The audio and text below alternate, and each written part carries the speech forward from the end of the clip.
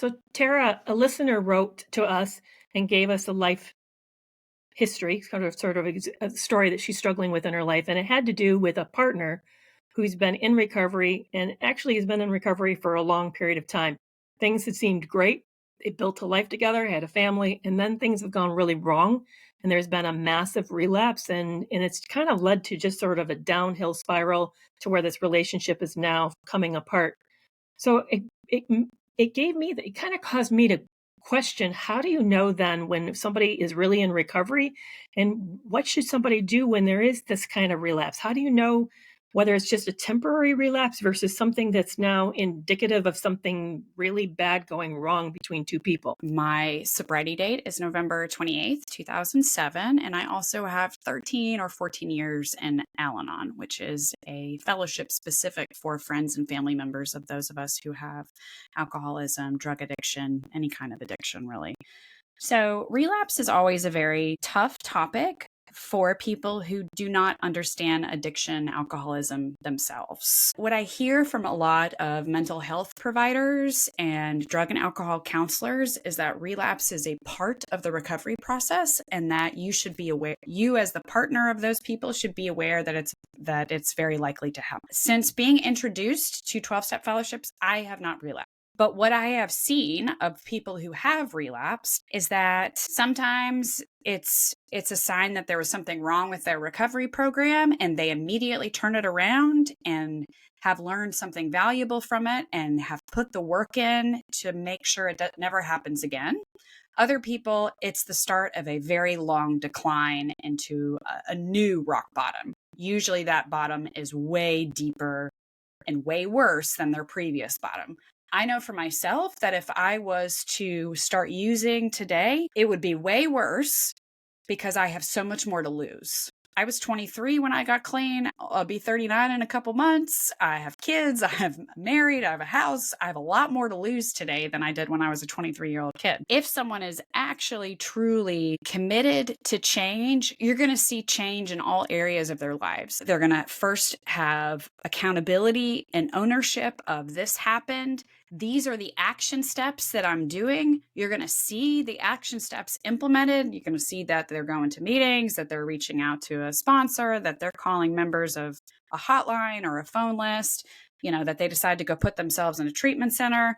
They are allowing you to drug test them willingly. They're doing all of the outward steps as well as showing true remorse, true ownership of everything that they're choosing to do differently. If they're not, then it's important for you to set what kind of boundaries and limits for you. I have worked with a lot of individuals and couples who are dealing with this with their partner who has relapsed or started drinking again, and their boundaries aren't quite boundaries. For example, it's not fair to say, oh, you can't be on social media. My partner can't be on social media because that's where they found their drug dealer. They can't have their drug dealer's phone number. They need to go to 3 meetings a week, XYZ. I think boundaries can be more like and be healthier if it's like, I will not continue to be in a relationship with you if you're going to use drugs again, plain and simple. Okay. So that boundary has control over your behavior and something that you control. You cannot control if your partner relapses or not. Another thing is that you should consider going to a fellowship for like Al-Anon, Nar-Anon, S-Anon, where it is specific for individuals and partners of those who are addicts, alcoholics, that kind of thing. I like Al-Anon because it's a lot older of a program, a lot more established. There are meetings online and in person all over the world, but going to at least 3 different meetings to get a feel for it and focusing on similarities instead of differences, but getting that sense of looking for, what boundaries might I want to set, or how comfortable do I feel with X, or what might my limits be? I found out my ex-husband had relapse. A lot of people told me I needed to immediately kick him out. That didn't make sense to me at the time. We had young children. I really didn't know how I would take care of them on my own. I was very frightened of doing that. I didn't even know what that would look like. I needed his income. I had just gotten off maternity leave. It was very frightening for me to do that. Our couples counselor at the time said, oh, his addiction isn't that bad. Keep him in the house. We'll work on it in therapy together. And that's what I did. I kept him in the house, working on therapy together. And Was it better? No. Do I wish I would have done anything different? At the time, I really wish I had kicked him out when I'd first found the drugs, honestly, because everything that came after was really awful. But I think if I had kicked him out when I first found the drugs, that I would have taken him back later. I think when I finally left, I felt really okay with that decision because I'd done everything that I could before I left. When it comes to a relapse, I think what's most important is that you're thinking about one, your own limits, what is or isn't okay, focusing on what you can and cannot control. So, I will not be in a relationship with someone who relapses again, you know, giving random drug tests if it's necessary to assess that, as well as seeking out help for yourself. Free resources like Al Anon, Nar-Anon, or S-Anon, or a counselor who has a familiarity with drug and alcohol addiction. It's just awful and not easy. You made a super powerful distinction that I want to highlight to kind of wrap this up, and that is you're saying a healthy response to relapse is internally driven behaviors. So, in other words, a person on their own is bothered enough by what happened that they're taking their own step, they're exuding their own alarm and then making the changes.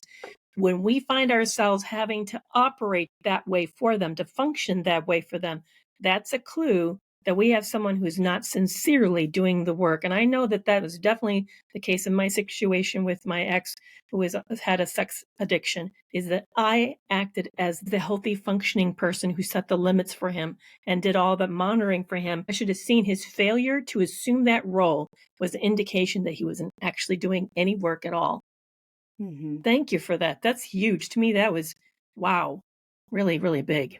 And that's what I see a lot is we will say, oh, we'll take care of the kids. You go to the meeting this night, this night, this night. Or did you call your sponsor today? Or, Yeah. I'm going to take all the alcohol out of the house. All of those kinds of things that we try to control the behavior. And what they say in Al Anon is we cannot change it. We can't control it. We didn't cause it. We can't cure it, but we can contribute to it. And that's the part that my learning to set boundaries, learning to detach, why no longer enable, why those were such valuable lessons. Wow. That's really great. Thank you for this.